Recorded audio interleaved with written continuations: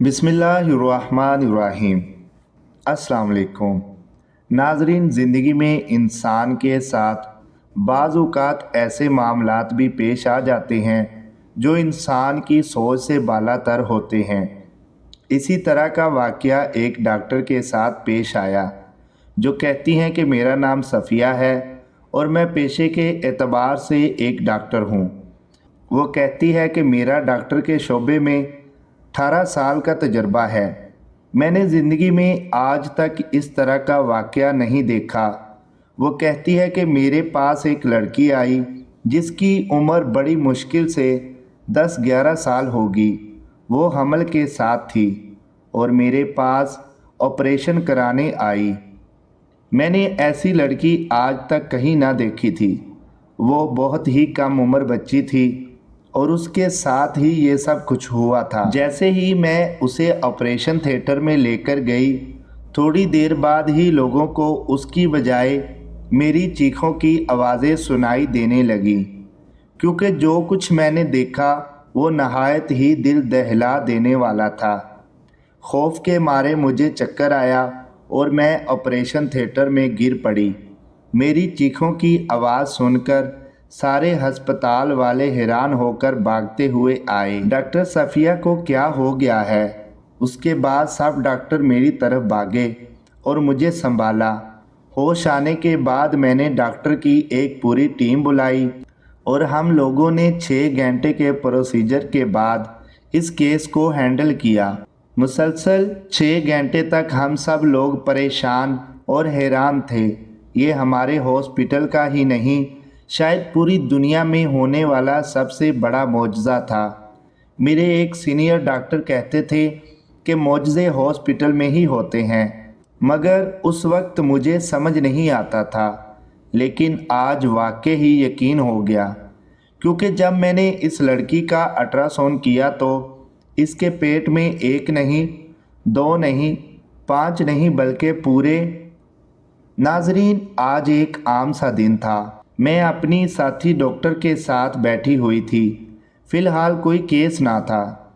गर्मी का मौसम था, दोपहर का वक़्त था। मैंने आई से कहा कि चाय ऊपर रख दे और साथ ही खाने के लिए कोई चीज़ मंगवा ले। इतनी ज़्यादा गर्मी थी और हम लोग हॉस्पिटल की ड्यूटी पर थे। अस्पताल तो ये बहुत बड़ा था, मगर इसके पास एक गांव था। अस्पताल में अजीबो गरीब किस्म की औरतें आती थी जिनको हमें हैंडल करना पड़ता था। ऐसी ऐसी औरतें भी आती थी कि जिनको 4-5 महीने तक यही पता नहीं होता था कि उनके यहाँ औलाद होने वाली है, और उसके बाद पता चलता कि हमने आज तक अल्ट्रासाउंड ही नहीं करवाया, क्योंकि हमारी सास करवाने नहीं देती। और कुछ होते तो ऐन वक्त पर आ जाते कि बस आज ही हमारा डिलीवरी है। ना उनके टेस्ट हुए होते थे, ना ही कोई अल्ट्रासाउंड, और ना ही इनके ब्लड टेस्ट करवाए जाते थे, और वो सीधे हमारे पास आकर बैठ जाते थे। मैं अपनी साथी डॉक्टर के साथ बैठी यही बातें कर रही थी कि ऐसी औरतों को आगाही कौन देगा। उसने कहा वो तो सब ठीक है, मगर अभी यहाँ पर सिर्फ 2 डॉक्टर हम मौजूद हैं। अगर कोई केस आ गया तो क्या होगा? मैंने कहा कि नहीं आएगा कोई केस, मुझे नहीं लगता। अगर आएगा तो हैंडल कर लेंगे। मुझे क्या पता था कि आज हमारी ज़िंदगी का सबसे मुश्किल केस आने वाला है। वो लड़की जब अपनी माँ के साथ अंदर दाखिल हुई तो मुझे नहीं पता था कि वो लड़की माँ बनने वाली है। उसे एक बड़ी सी चादर ओढ़ रखी थी। वो एक साइड पर बेंच पर बैठ गई और उसकी माँ काउंटर की तरफ गई। थोड़ी देर बाद काउंटर वाले मेरे पास आए और उसने कहा कि डॉक्टर साहिबा, डिलीवरी का केस आया है। मैंने कहा कि किसका? उसने कहा कि वो जो सामने लड़की बैठी है ना, उसका। मैं चाय पी रही थी, चाय गोया मेरे मुंह से बाहर निकल आई। मैंने कहा इस लड़की का केस, क्योंकि जब मैंने इस लड़की को देखा तो बहुत ही कम उम्र थी, तो हैरान रह गई। ये गांव था, यहाँ ये कम उम्र लड़कियों के केस हमने पहले भी देखे थे, लेकिन یہ معاملہ کچھ ضرورت سے زیادہ ہی عجیب تھا۔ میں نے کہا کہ ساری رپورٹ بنا اور فائل بنا کے مجھے بتاؤ، اور اس نے کہا جی بڑا مشکل سا کیس لگ رہا ہے، اس کا تو ابھی تک نہ ہی کوئی ٹیسٹ ہوا اور نہ ہی الٹرا ساؤنڈ ہوا ہے، بس وہ کہہ رہے ہیں کہ میری طبیعت خراب ہے۔ میں نے کہا کہ اچھا چلو پہلے الٹرا ساؤنڈ کر لیتے ہیں۔ میں نے اپنی دوست کو کہا کہ میں یہ معاملہ دیکھتی ہوں، تم باڑ میں راؤنڈ لگا لو، پھر دیکھتے ہیں کہ کیا ہوتا ہے، مجھے لگتا ہے کیس نارمل ہوگا۔ اس نے کہا ہاں ٹھیک ہے، ہم اپنی باتیں کر رہے تھے جیسے ڈاکٹر اپنی باتیں کرتے ہیں۔ وہ لڑکی میرے ساتھ آ گئی۔ میں نے کہا چلو تمہارا الٹرا ساؤنڈ کرتے ہیں۔ میں نے کہا تمہارا نام کیا ہے؟ اور وہ فوراً میرا نام روبینہ ہے۔ میں نے پوچھا تمہاری شادی تو بہت جلد ہو گئی؟ تو اس کے جواب میں وہ کچھ نہ بولی۔ بھلا اس میں شرمانے والی کیا ضرورت تھی؟ اس کی ماں نے کہا کہ ڈاکٹر صاحبہ مہربانی کیجیے گا، میری بچی بڑی ڈری ہوئی ہے، بہت ڈرتی ہے ان چیزوں سے۔ دل میں سوچنے لگی کہ اب اس کا ڈرپوک نہیں بہادر بننے کا وقت آ گیا ہے۔ میں نے ان کو کہا کہ آپ فکر نہ کیجیے، پریشان نہ ہوں، ہم دیکھ لیں گے، آپ باہر ہی بیٹھیں۔ میں اس لڑکی کو اندر لے گئی اور الٹرا ساؤنڈ کرنے لگی۔ ابھی تک میری زندگی بالکل سیدھی جا رہی تھی۔ میری منگنی ہو چکی تھی اور 2 مہینے بعد میری شادی تھی۔ میں نے زندگی میں آج تک نہ تو کوئی بڑا کام کیا تھا اور نہ ہی کچھ عجیب دیکھا، بس میں ڈاکٹر بننا چاہتی تھی اور میں بن گئی۔ میرے گھر والوں کے پیسے لگنے تھے اور ان کے پیسے لگ گئے، ان کے پاس بہت دولت تھی، انہوں نے مجھے ڈاکٹر بنا دیا اور میری زندگی سیدھی سادھی جا رہی تھی۔ جس آدمی سے میری شادی ہو رہی تھی وہ بھی ایک ڈاکٹر تھا۔ ہماری پوری زندگی اس شیڈول کے ساتھ چلتی تھی، مگر مجھے نہیں پتا تھا کہ میں آج کچھ اتنا عجیب دیکھوں گی کہ میری چیخیں نکل جائیں گی۔ ابھی میں چیک کرنے والی تھی کہ کیا معاملہ ہے کہ اس کی ماں باہر شور مچانے لگی۔ میں نے نرس سے پوچھا کہ کیا کہہ رہی ہے یہ عورت، کیوں شور کر رہی ہے؟ نرس نے کہا کہ وہ کہتی ہے میں نے بھی اندر آنا ہے۔ میں نے کہا اسے کہو کہ اس کا اندر آنا مناسب نہیں ہے، آخر اس نے روم میں آ کر کیا کرنا ہے؟ اس کی بیٹی کو بھی تو باہر لے کر آ رہے ہیں نا، پھر بتاتے ہیں کیا معاملہ ہے۔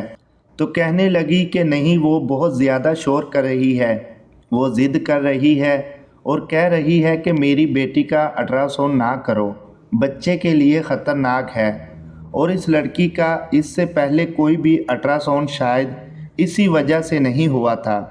میں نے کہا اب ایک الٹرا ساؤنڈ تو کرنا پڑے گا تاکہ پتہ چلے کیس نارمل ہوگا یا آپریشن سے۔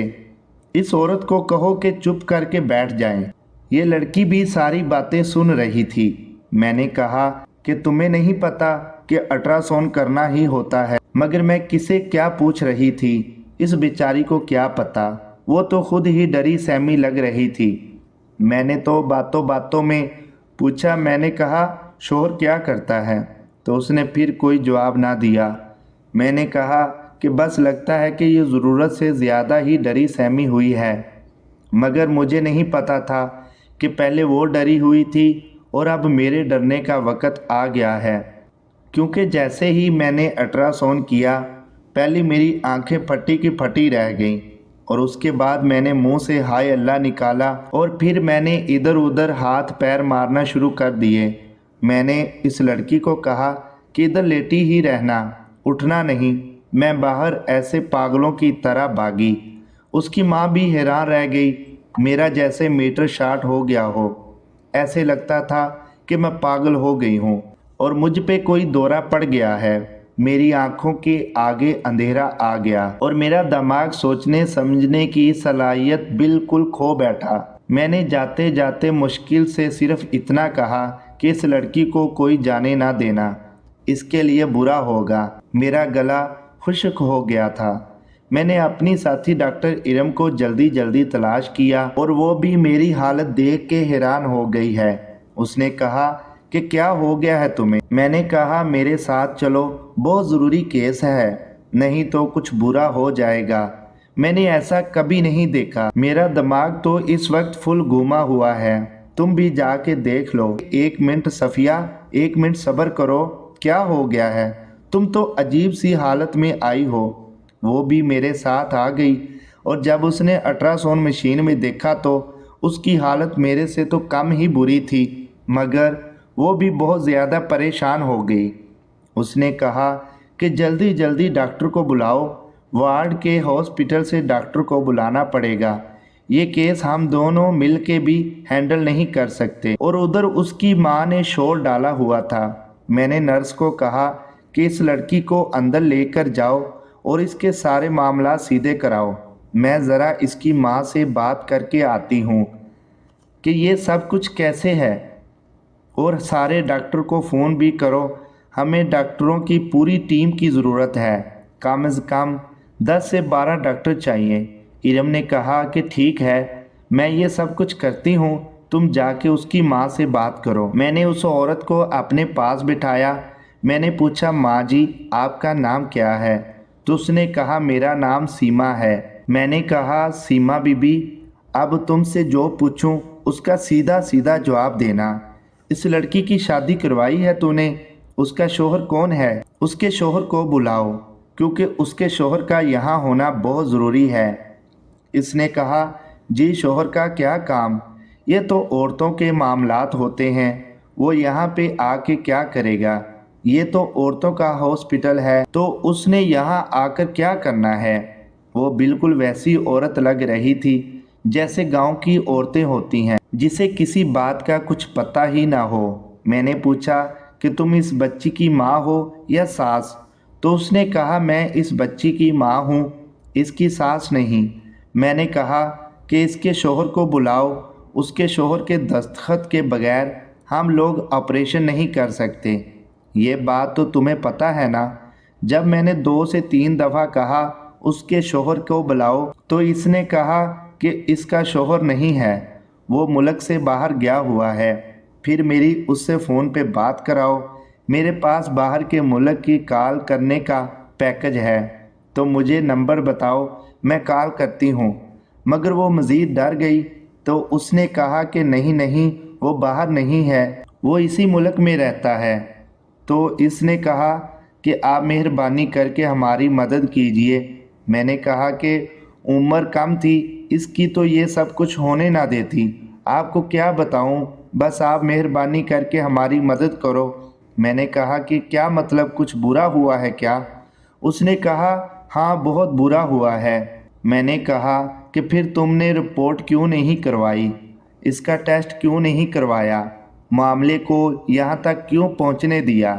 تو اس نے کہا کہ ڈاکٹر صاحبہ بڑی لمبی کہانی ہے، بس آپ میری بیٹی کو بچا لیجئے۔ میں نے کہا کہ لمبی کہانی مختصر بتاؤ، میں ساتھ ساتھ باقی معاملات بھی دیکھ رہی تھی، ڈاکٹر کو میسج کر کے ساتھ میں انفارم بھی کر رہی تھی۔ اس حالت میں کسی کو شارٹ نوٹس میں بلانا بالکل بھی آسان نہ تھا، مگر وہ لوگ ابھی آ رہے تھے اور باقی انتظامات بھی ہو رہے تھے۔ ہاسپٹل میں سب لوگ بھاگ رہے تھے، ایک طرح سے جیسے ایمرجنسی لگی ہوئی ہو، کوئی ادھر جا رہا تھا اور کوئی ادھر۔ ڈاکٹر ارم بھی اپنے کاموں میں لگی ہوئی تھی، وہ بہت اچھی ڈاکٹر تھی، مجھ سے بھی زیادہ اچھی تھی۔ اس لڑکی کی ماں نے کہا کہ جی ہم تو غریب لوگ ہیں اور میری بیٹی روبینہ کسی کے گھر پہ کام کرتی تھی، وہ لوگ اس کو اچھے پیسے دیتے تھے۔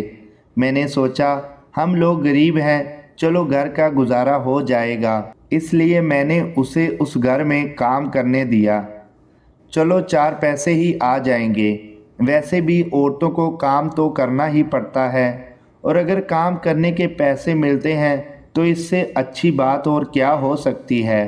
جس گھر میں میری بیٹی کام کرتی تھی اس گھر میں کوئی مرد نہ تھا، اسی لیے ہم لوگ بے فکر ہو گئے تھے، مگر وہاں پر کام کرنے والی ایک اور عورت کا بیٹا تھا، اس نے کہا کہ میرا بیٹا تھوڑا سا پاگل ہے، اسے کسی بات کا علم نہیں۔ ہم لوگوں نے سوچا یہ تو پاگل ہے، بے زر سا آدمی ہے، बेटी को इसके घर में काम करने देते हैं। बस हम लोग बेफिक्र हो गए थे। वो औरत भी हमारी बेटी के साथ बुरा नहीं करती थी, मेरी बेटी का बड़ा ख्याल रखती थी। मगर पता नहीं फिर क्या हुआ कि एक दिन वो मेरी बेटी को वापस घर छोड़ गई। उसकी हालत बड़ी बुरी थी और उसको शदीद तेज़ बुखार था। मैंने बार बार पूछा कि क्या बात है, तो उसने मुझे कुछ ना बताया। बस इसी तरह दिन गुजरने लगे और इसकी मालक ने एक साथ ज़्यादा पैसे भेज दिए तो हमने भी सवाल ना किया और चुप करके उठा लिए। उसने कहा कि हमने थोड़े पैसे ज़्यादा भेज दिए हैं, आप लोग अपना गुजारा कर लेना, अभी हमें इसकी ज़रूरत नहीं है।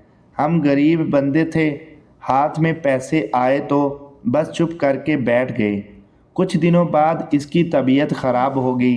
जब डॉक्टर के पास गए तो उसने बताया ये मामला है। जब मैंने बेटी से पूछा तो वो कहने लगी, मुझे नहीं पता ये सब कुछ कैसे हुआ। मैंने इससे बार बार पूछा और आज तक पूछ रही हूँ, लेकिन इसने मुझे कुछ नहीं बताया कि असल माजरा क्या हुआ है। इसके बाद मैं ये सब कुछ छुपाती रही और गांव के किसी नर्स आबाई डॉक्टर से इसको दवाई लेकर देती रही, मगर इसका कोई असर नहीं हुआ। इसके बाप ने भी बड़ी बातें सुनाई, अब वो भी नाराज़ फिर रहा है। ये सब करते कराते महीने गुजरते गए। आज ये कहने लगी कि मेरी तबीयत ख़राब हो रही है, तो मैं इसे लेकर अस्पताल आ गई हूँ। अब आप लोग ही बताएं कि मैं क्या करूँ। मैंने लड़की की माँ से कहा कि जिस जगह पे काम करती थी उस औरत का नाम और नंबर बताओ, तो उसने मुझे नाम और नंबर बता दिया। इसका मतलब था कि वो झूठ नहीं बोल रही थी। मैंने कहा कि ठीक है, अब यहाँ बैठो और अपनी बेटी के लिए दुआ करो, क्योंकि इसमें गलती तुम्हारी है। तुम्हें इतनी कम उम्र लड़की को काम के लिए किसी के घर नहीं भेजना चाहिए था। बाकी सारे डॉक्टर पहुँच गए थे, पूरे 16 डॉक्टर थे।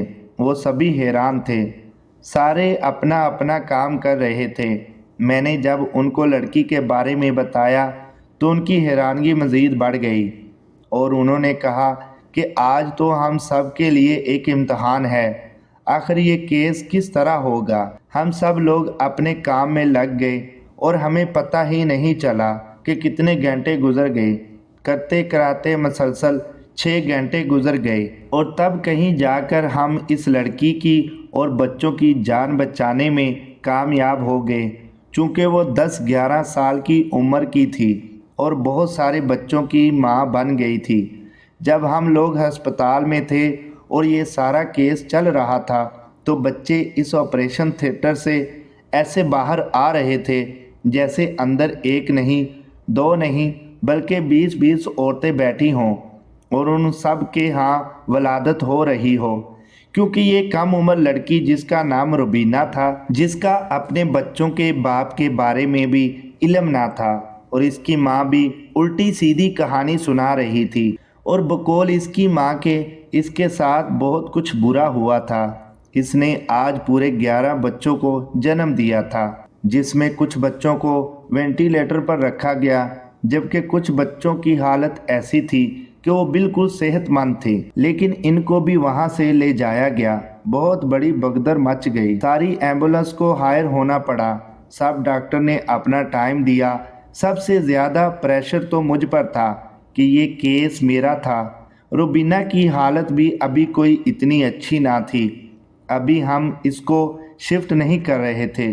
वो आईसीयू में थी मगर ख़तरे से बाहर थी और उसे ऑपरेशन के बाद हॉस्पिटल में कम से कम 2 हफ्ते गुजारने हैं। जब मामला थोड़े बेहतर हो गए, पता चल गया कि सारे बच्चे ठीक हैं और इनके खाने पीने और कपड़ों का इंतज़ाम भी बहुत से लोगों ने मिलकर ही कर दिया था। ये दिन मेरे लिए बहुत लंबा था। इससे अगले दिन उसकी माँ अपनी बेटी के पास बैठी थी। मैंने उसे कहा कि तुम बस अपनी बेटी का ख्याल करो और बच्चों को हम देख लेंगे। वो भी बुरी तरह रो रही थी, परेशान थी। मैंने उसे तसल्ली दी। आज जब मुझे थोड़ा सा वक्त मिला तो मैंने उस औरत को फ़ोन किया जिसके घर पे ये लड़की काम करती थी, क्योंकि मुझे पूरा यकीन था कि ये सब कुछ उसी पागल के बेटे की वजह से हुआ है। तब ही उस लड़की को अचानक से वापस भेज दिया और साथ बहुत सारे पैसों के साथ भेज दिया ताकि असल बात पर पर्दा रहे और अब वो अपने बेटे का गुनाह छुपाने के लिए कुछ भी बोल सकती थी। मैंने उसे फ़ोन किया और बताया कि मैं फ़लाँ हॉस्पिटल से डॉक्टर सफ़िया बात कर रही हूँ और आज मेरे पास रुबीना नाम की लड़की का केस आया है। वो आपके घर में काम करती थी ना, और आपने उसे घर से अचानक निकाल दिया और उसके कुछ महीने बाद ये सब कुछ हुआ। आप मुझे जवाब दें कि इसके बच्चों का बाप कौन है। औरत कहने लगी, आपका दिमाग तो ख़राब नहीं हो गया? आजकल तो डॉक्टर पागल हो गए हैं। आप वाकई डॉक्टर हैं या नहीं? क्योंकि ऐसी कोई लड़की मेरे घर में काम नहीं करती। हाँ, मेरे घर में एक लड़की ज़रूर काम करती थी जिसका नाम सीमा था और इसकी बेटी का नाम रुबीना था। मगर मुझे फिर इस औरत के बारे में पता चला कि वो बिल्कुल भी अच्छी औरत नहीं है। इसके बहुत ही गलत किस्म के काम हैं, इसलिए मैंने इसको अपने घर से निकाल दिया। मैंने पूछा कि आपका कोई पागल बेटा भी है? तो वो बोली, आपको किसने कह दिया कि मेरा बेटा पागल है? मेरा बेटा बिल्कुल भी पागल नहीं है। मेरा एक नहीं, मेरे 4 बेटे हैं। 2 बेटे आपकी तरह डॉक्टर बन रहे हैं और उम्मीद है कि डॉक्टर बन के आपकी तरह पागल ना हो जाएं। लगता है आपने किसी और को फ़ोन करना था और आपने मुझे कर दिया। एक बेटा मेरा पुलिस में है और एक छोटा बेटा है जो अभी कॉलेज में पढ़ रहा है। मेरी 2 बेटियां भी हैं और अगर वो सीमा आपके पास बैठी है, आपको ये उल्टी सीधी कहानियाँ सुना रही है, तो मुझे फ़ोन करने की बजाय उससे बच के रहें। उसे अपने घर में काम ना दीजिएगा, बहुत ही ख़तरनाक औरत है। बाकी अल्लाह आपका हामी और नासिर हो। इतना कह के उसने फ़ोन बंद कर दिया और मैंने अपना सर पकड़ लिया। मैंने डॉक्टर से बच्चों के बारे में पूछा तो उन्होंने कहा बच्चे ठीक हैं और अब मरीज़ा की हालत भी पहले से बेहतर है। मगर वो इन बच्चों को कैसे पालेगी? हमें ये बात मीडिया तक पहुंचानी होगी ताकि इन बच्चों की मदद करने के लिए बहुत सारे लोग आ सकें। नहीं तो इन बच्चों का ये औरत तो क्या, कोई अच्छा भला आदमी भी नहीं संभाल सकता। शायद पाकिस्तान की ये पहली औरत है जिसके हाथ में ये मामला हुआ है। अगर लोगों को इस बारे में पता चला तो वो सदका वगैरह देंगे और इसकी मदद हो जाएगी। मगर इसके लिए इन बच्चों के बाप का पता होना बहुत ज़रूरी है। आप लोगों ने फाइल में भी बच्चे के बाप के बारे में कुछ नहीं लिखा और ना ही किसी के दस्तखत हुए और इतनी बड़ी सर्जरी भी परफॉर्म कर दी। डॉक्टर ज़रा सहमे थे। जब उन्होंने फ़ाइल देखी तो पूछा, इस लड़की के शौहर का नाम क्यों नहीं लिखा? तो मैंने उनको सारी सूरत हाल बताई, जिस पर डॉक्टर मुझ पर नाराज़ होने लगे। सब डॉक्टर ने ये इरादा किया कि बच्चों के बारे में मीडिया को बता दिया जाए, बाकी बच्चों के बाप वाली बात के बारे में ना बताया जाए ताकि लोग इनकी मदद कर सकें। नहीं तो इतने सारे बच्चों का खर्चा कौन उठाएगा? डॉक्टर ने नरमी से बनने वाली माँ से पूछा कि आप तुम्हारे यहाँ इतने सारे बच्चे पैदा हुए हैं, इनका ख्याल कैसे करोगी? तो उसने कहा कि मुझे नहीं पता, मुझे तो कुछ भी नहीं पता, मैं क्या करूँगी? मेरी माँ से पूछ लीजिए। उसको जो बात कहते थे अब वो कहती थी मेरी माँ से पूछ लीजिए। इस सारे मामले को देखते हुए मुझे इस बात की भी बहुत सख्त ज़रूरत पेश आ रही थी। इस गांव की औरतों को आगाही की बहुत सख्त ज़रूरत है। हमें ये डॉक्टर का काम छोड़कर पहले इनको इन चीज़ों के बारे में बताना चाहिए था और समझाना चाहिए था। फिर लोग कहते हैं कि एक औरत का काम खाना पका, यहाँ घर के काम करना नहीं होता। इसको जो काम हमारे इस्लाम ने, हमारे मुआशरे ने सौंपा है वो भी साथ साथ करना होगा। जिस लड़की को अपने आप का पता नहीं तो वो आगे चलकर अपने बच्चों का ख्याल और बच्चों की तरबियत कैसे कर सकेगी? इतने सारे बच्चों के बारे में मीडिया के ज़रिए लोगों तक खबर पहुंची तो बच्चों का खर्चा एक बड़े से ट्रस्ट ने उठाने का वादा कर दिया اس نے کہا کہ ہم بچوں کو سنبھالیں گے۔ وہ سارے بچوں کو بھی وہیں لے گئے اور اس لڑکی کی ماں کو بھی، کیونکہ سننے میں آیا تھا کہ یہ ماں بیٹی اکیلی رہتی تھی۔ میں نے کہا کہ اگر تم لوگوں کے گھر میں کوئی مرد نہیں تو تمہارے گھر کا خرچہ کون اٹھاتا ہے؟ اس بات پر بھی اس کے پاس کوئی جواب نہ تھا۔ خیر ان کو اس ٹرسٹ میں بھیج دیا گیا اور اس کی ماں اور اس لڑکی کی یہ بات بھی سامنے آ گئی کہ کچھ بچہ اگر کسی بے اولاد جوڑے کو دے دیں تو ان کو کوئی فرق نہیں پڑتا، کیونکہ اتنے سارے بچوں کو اکیلے سنبھال نہیں سکتی تھی۔ مگر ابھی اس بارے میں بات ہو رہی تھی، یہ بھی ایک لمبا پروسیجر تھا۔ اصل مسئلہ یہ تھا کہ یہ سب کچھ کیسے ہوا اور ان بچوں کا باپ کون تھا، یہ ابھی تک بات سامنے نہیں آئی تھی۔ اور جب یہ بات سامنے آئی تو ہم سب کے ہوش اڑ گئے تھے۔ ہمارا دماغ جیسے پھر سے مفلوج ہو چکا تھا اور میری حالت تو پھر سے پہلے جیسی ہو گئی تھی، جیسے ہی یہ جان کر ہوئی تھی کہ اس کام سے بچی کے پیٹ میں پورے 11 بچے پیدا ہونے والے ہیں۔ وہ بچے اس کی ماں کے ساتھ ٹرسٹ میں چلے گئے تھے اور جب اس لڑکی کی حالت کچھ بہتر ہوئی تو وہاں پہ شفٹ کرا دیا گیا۔ وہ لڑکی جوان تھی، اس کے زخم جلدی بھر گئے تھے اور باڈی بھی پھر سے ٹھیک ہو گئی تھی۔ پھر اس کے بعد کون کس کے بارے میں پوچھتا ہے؟ ہمارے ہاسپٹل میں اور بھی ہزاروں مریض آتے تھے۔ اب ہم ہسپتال سے جانے کے بعد تو کسی سے نہیں پوچھتے تھے کہ وہ ٹھیک ہیں یا نہیں۔ اگر ان کا کوئی مسئلہ ہوتا تو وہ خود ہی ہاسپٹل میں آ جاتے تھے، مگر میرے دماغ میں یہ بات بیٹھ گئی تھی، اس لیے میں نے ان کے بتائے ہوئے پتے پہ چلی گئی۔ وہ لوگ تو وہاں پر نہیں رہتے تھے، مگر ان کے بارے میں میں نے محلے کے لوگوں سے پوچھا کہ یہ دونوں ماں بیٹی کیسی تھیں، اور جب میں نے تھوڑی پوچھ تاچھ کی تو پتہ چلا کہ وہ میرے لیے بہت ہی عجیب تھا۔ انہوں نے کہا کہ اس کا باپ زندہ ہے، یعنی باپ انہیں چھوڑ کے چلا گیا ہے، کیونکہ ان دونوں ماں بیٹیوں کے کام ہی ایسے تھے۔ قصور اس میں لڑکی کا نہیں، وہ بیچاری معصوم ہے، مگر سب کچھ اس کی ماں کا کیا دھرا ہے۔ ان کے پاس پیسے کمانے کا اور کوئی ذریعہ نہیں ہے، اس لیے وہ یہ کام کرتی تھی جو عورتوں کو نہیں کرنا چاہیے۔ یہ اپنی بیٹی کو بھی خود ہی مجبور کرتی تھی، اور اس کی بیٹی کم عمر تھی، خوبصورت تھی۔ تمام لوگ اس کی بچی کے دیوانے ہو گئے، یہ اس کا فائدہ اٹھا رہی تھی۔ میں نے کہا کہ آپ لوگ کہیں سے سنی سنائی باتوں پر یقین تو نہیں کر رہے؟ انہوں نے کہا کہ نہیں، ایسی بات بالکل بھی نہیں ہے، آپ جس سے بھی چاہے پوچھ لیں۔ تو بات تو کچھ ایسی ہی لگ رہی تھی۔ جس عورت سے میں نے فون پہ بات کی تھی اس نے بھی یہی کہا تھا کہ اس کا مطلب ہے کہ سیما بھی جتنی سیدھی نظر آتی تھی اتنی سیدھی نہیں تھی۔ یہ سب کچھ جاننے کے بعد میں ٹرسٹ میں چلی گئی۔ میں نے وہاں جا کے اس سے پوچھا، وہ عورت اتنی ڈیٹ تھی کہ ابھی بھی کہہ رہی تھی کہ نہیں، ہم تو بڑے شریف لوگ ہیں، ایسی تو کوئی بات نہیں۔ پھر میں نے پوچھا کہ اس لڑکی کے بچوں کا باپ کون ہے تو وہ چپ ہو جاتی تھی۔ پھر میں نے روبینہ سے بات کی اور اس نے مجھے ایک ایک لفظ بتا دیا، وہی باتیں جو محلے والے بتا رہے تھے۔ مجھے بہت زیادہ افسوس ہوا، وہ بھی رونے لگی۔ میں نے کہا اب تو یہاں پہ محفوظ ہو، اگر تمہاری ماں تمہیں یہاں سے لے جانے لگے تو تم نے جانا نہیں ہے۔